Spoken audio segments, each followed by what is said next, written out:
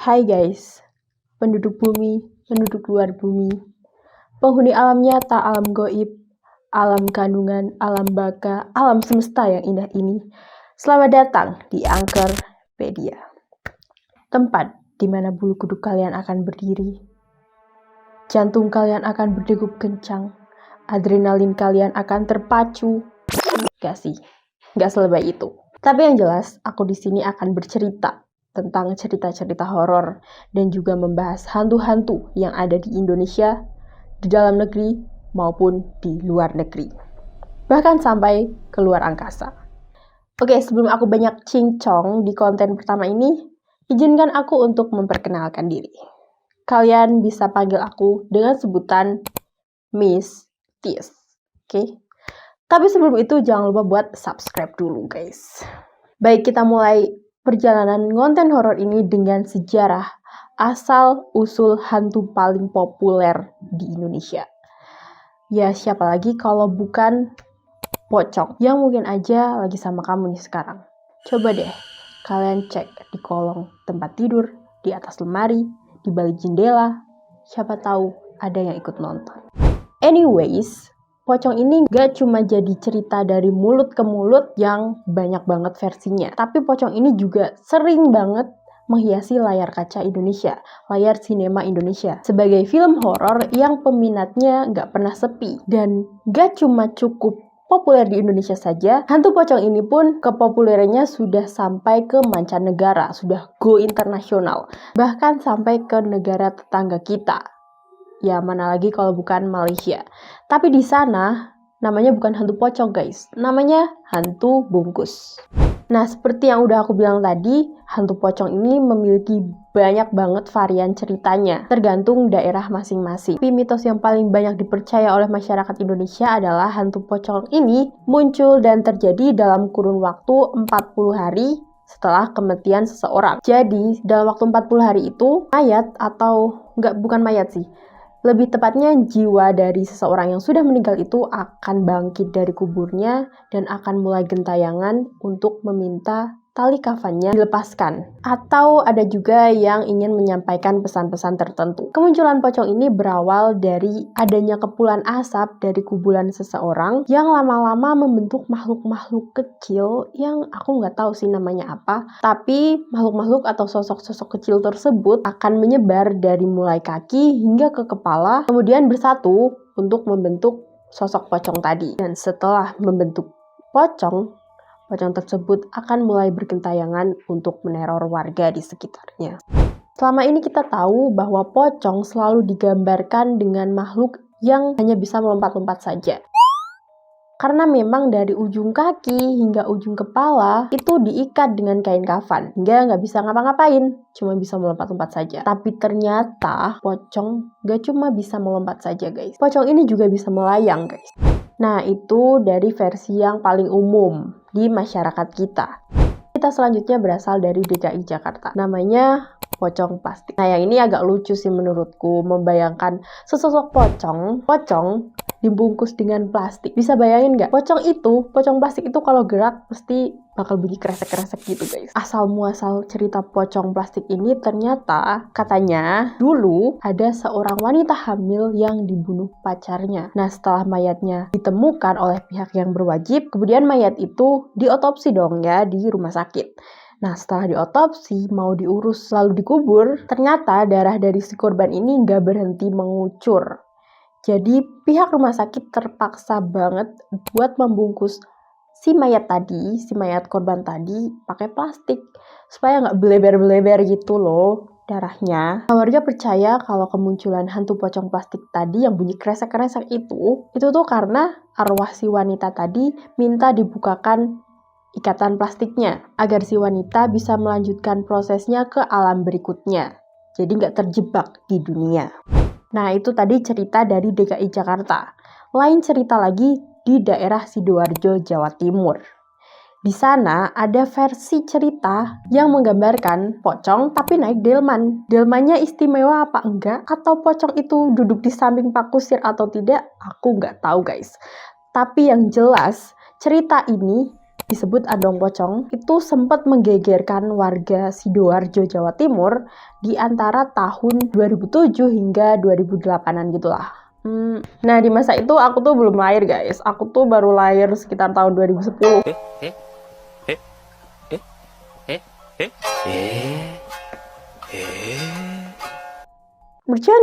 Bercanda.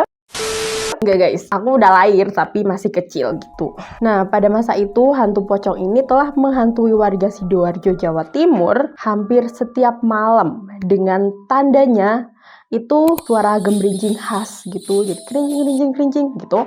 Sama ketukan pintu di malam hari.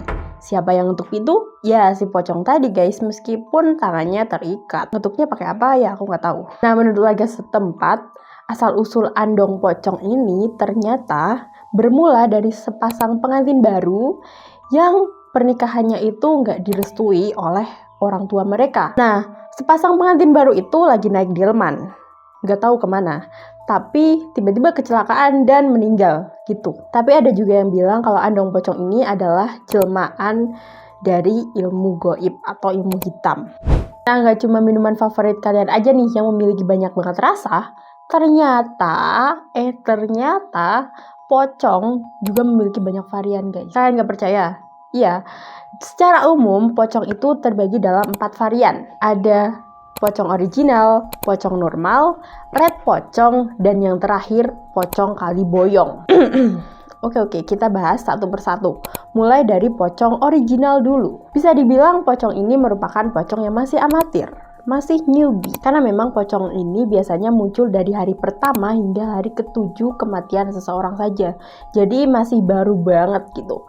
Tujuan munculnya pocong ini biasanya meminta doa dan juga meminta dilepaskan tali kain kafannya. Nah, karena pocong original ini masih newbie, jadi anak baru gitu. Jadi perwujudannya juga belum serem-serem amat, masih basic banget. Cuma pocong biasa, kain kafannya juga masih bersih, mukanya juga masih ketutup kain kafan, jadi nggak terlalu serem gitu. Lanjut, kita ke versi selanjutnya, yaitu pocong normal. Nah, ini belum serem-serem amat, tapi udah lebih serem daripada pocong original tadi. Karena wajahnya tuh udah mulai kelihatan dan juga kain kafannya tuh udah agak lusuh gitu. Biasanya pocong normal ini muncul di hari ke-8 hingga ke-40 kematian seseorang. Sama nih kayak pocong original, pocong normal juga sama-sama bergentayangan, berkeliling, keliling kampung, keliling kota nggak tahu. Yang jelas untuk meminta doa dan juga meminta ikatan kain kafannya untuk dilepaskan. Nah, kedatangannya ini ditandai dengan bau kapur barus dan juga wangi kembang yang biasa digunakan pada saat memandikan jenazah. Versi yang ketiga yaitu pocong merah atau red pocong. Nah, ini levelnya udah mulai serem guys, tapi ini bukan yang paling serem. Sesuai namanya, pocong merah atau red pocong, ya pocongnya warna merah, ciri spesifiknya. Tapi warna merah pada kain kafan pocong merah ini bukan karena ketumpahan kuah bakso mercon atau ketumpahan red velvet guys. Ternyata pocong merah ini kainnya berwarna merah karena berasal dari tetesan darah korban. Biasanya pocong merah ini adalah korban kecelakaan. Jadi darahnya berembes-berembes gitu. Itulah kenapa kalau dia datang bakal ada bau amis darah gitu guys. Pocong merah ini juga berasal dari jenazah yang sama kayak pocong original dan juga pocong normal, yang ikatannya itu lupa dibuka. Jadi mereka gentayangan karena mereka nggak bisa melanjutkan ke alam yang berikutnya. Jadi masih terjebak di dunia gitu guys katanya. Nah, yang terakhir nih, pocong kali boyong. Ini adalah kasta tertinggi dari dunia perpocongan. Karena emang pocong kali boyong ini bener-bener serem, super duper serem banget. Dan kedatangannya ini diselimuti oleh aura penuh dendam. Biasanya juga pocong kali boyong sangat sering meneror warga. Usut punya usut nih, kenapa kok pocong kali boyong ini terkenal agresif, serem, dan penuh dendam? Ternyata dulunya pocong kali boyong ini berasal dari seorang dukun ilmu hitam yang meninggal dibunuh warga dengan cara yang sangat-sangat mengenaskan, yaitu dengan cara atau mutilasi. Kejadian itu terjadi pada sekitar tahun 1900 hingga 1920-an. Nah, terus gimana sih cara kita menghadapi pocong kalau kita gak sengaja ketemu sama pocong, papasan sama pocong gitu. Nah, kali ini aku akan memberikan beberapa tips untuk kalian yang gak sengaja ketemu sama pocong. Yang pertama, jangan sampai kalian eye contact. Nah, menurut cerita, mata pocong itu emang bervariasi sih. Ada yang merah menyala, ada yang complong atau gak ada matanya, ada yang ketutup kapas, ada yang ya pokoknya berupa-rupa warnanya gitulah guys, berupa-rupa variasinya gitu. Tapi tetap aja jangan tatap bagian matanya, karena ini tuh bener-bener bahaya banget. Dan kalau sampai kalian eye contact sama pocong, apa dong yang terjadi? Bukan salting kayak pas kalian eye contact sama crush kalian.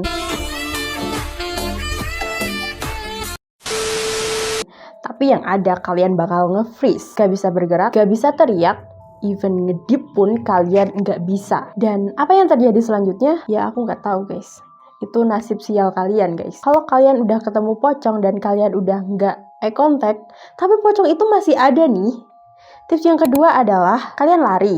Tapi larinya jangan asal ngibrit lurus gitu aja guys. Karena percuma guys, pocong itu bisa berpindah-pindah tempat dengan mudah, dengan secepat kilat. Pocong itu bisa teleportasi. Kan gak lucu tuh ya kalau misal kalian udah capek lari, udah ngos-ngosan sampai napas kalian habis, ternyata pocongnya udah ada di depan muka kalian.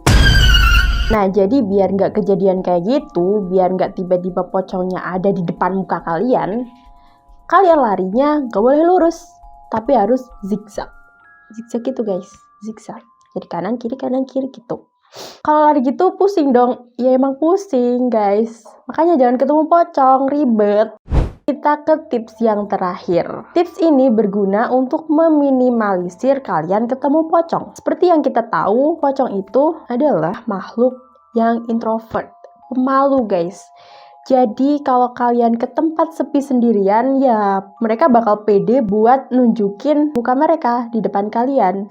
Jadi tipsnya adalah jangan pernah kalian pergi ke tempat-tempat serem sendirian kalau kalian gak mau ketemu pocong. Karena emang pocong itu lebih suka buy one daripada keroyokan gitu. Oh ya, ini adalah tips yang paling penting guys, yaitu kalian jangan lupa berdoa dimanapun dan kapanpun kalian berada. Ingat Tuhan kalian dan mintalah pertolongan sama Dia, Tuhan kalian. Dan juga jangan pernah takut, karena takut itu makanan setan. Jadi kalau kalian takut, mereka semakin seneng tuh buat gangguin kalian. Gimana guys, kalian punya cerita tentang pocong? Atau kalian punya kenalan yang punya cerita tentang pocong? Boleh banget nih buat ceritain dong ya di bawah. Nanti aku review nih. Oke guys, segitu dulu video kita kali ini. Kalau kalian suka sama video ini, boleh banget buat klik like-nya sama subscribe. Subscribe itu gratis. Karena kalau kalian gak subscribe, takutnya utusan-utusanku itu bakal meneror kalian. Jadi udah ya, Mistis pamit dulu. Bye-bye.